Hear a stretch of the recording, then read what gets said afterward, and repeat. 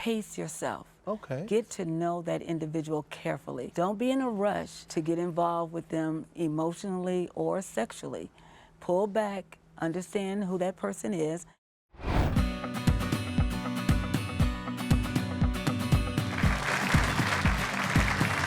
Welcome back. You're watching the Dr. Nandi Show, and thank you for staying with us. Today we're talking about relationships, and my next guest is respected around the world for the advice that she gives on relationships and marriage. She's also the author of 5 books on the subject, and the latest is called Intensive Care: Can My Marriage Survive or Not? So please welcome the renowned therapist, Dr. Kim Logan. Thank you so much. Thank you appreciate so much it. for having Dr. Kim, me. right? Yes, it. So you had a long and successful marriage to your husband, and Yes. tell me all about it, because nowadays, you know, people have such short-term marriages and such short-term expectations. What's your secret? Well, first of all, that we had open communication, we had respect, we had trust. We set clear-cut boundaries, but most importantly, we had a relationship with Jesus Christ. We prayed every day together.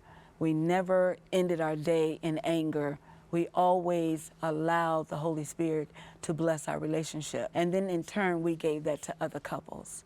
Very good. And you said something about trust, didn't you? Yes. And that trust is so important. And in this day and age, it doesn't seem like anybody trusts anybody at all. What advice do you have for young couples who are watching right now and saying, listen, we'd love to trust, but you know, there's all this mistrust and we don't know what's going on with people nowadays. What advice would you give them? I would give them the advice, pace yourself. Okay. Get to know that individual carefully. Don't be in a rush to get involved with them emotionally or sexually. Pull back, understand who that person is, their personality types. If they have an A, B, C, or D personality, do you know who you're really dating and getting involved with? But trust is something that is crucial, and you need to be transparent. You need to be open.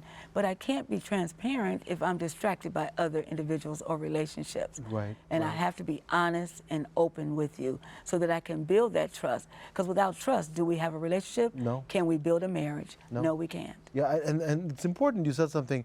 You said, you know, don't engage emotionally or sexually. And often we confuse the two. We think Yes. that the moment you're jumping in bed with someone that you're Yes. emotionally connected. Yes. Or vice versa, and it's really not, is it? And then the other important thing you talked about, and I'd like to ask you, is that the categories.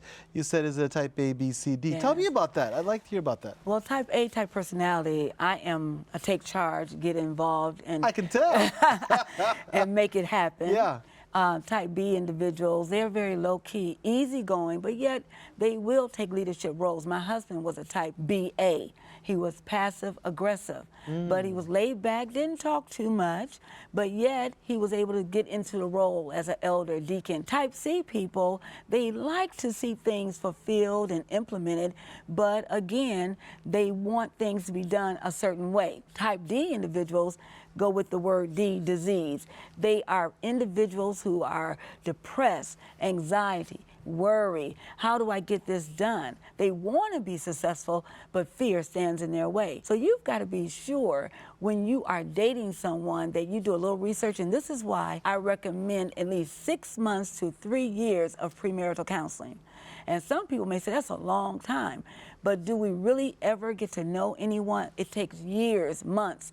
But you need to step back and say, if that person yells at me, but I wasn't raised with yelling in my family origin, you have to really know each other's family origin, and that comes out in premarital counseling. And people will say to you, though, you know, they'll say, well, you know, I think living together, you know, without getting married is the way to go. What do you tell people that? Because they're saying, well, I'm right there. I'm right there in the thick of things. How come I can't learn all that by living together? What would you say to that? It's the lack of commitment. People today don't want to commit.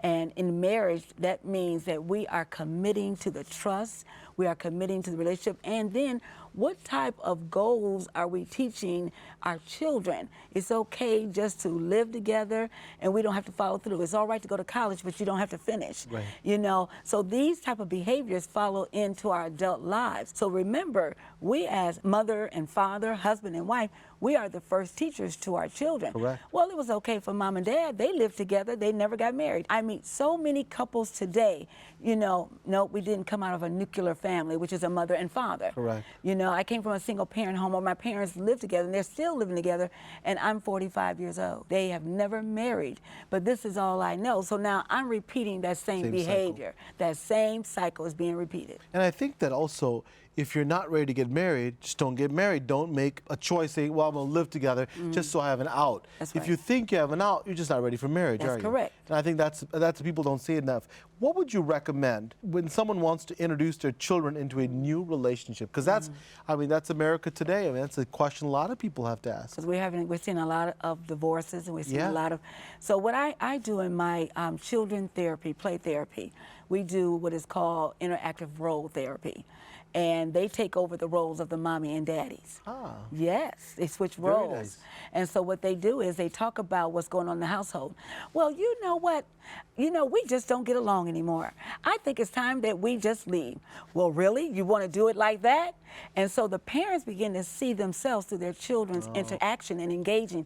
That's how they've been seeing us all these years. So the first thing they say, do you really think I really want to meet someone else right now? And the first thing you need to do is talk to your children. See how they feel. Are they ready to be introduced to someone? You know, my oldest daughter was here visiting for the holiday, and I wanted her to meet a friend of mine. You know what she said?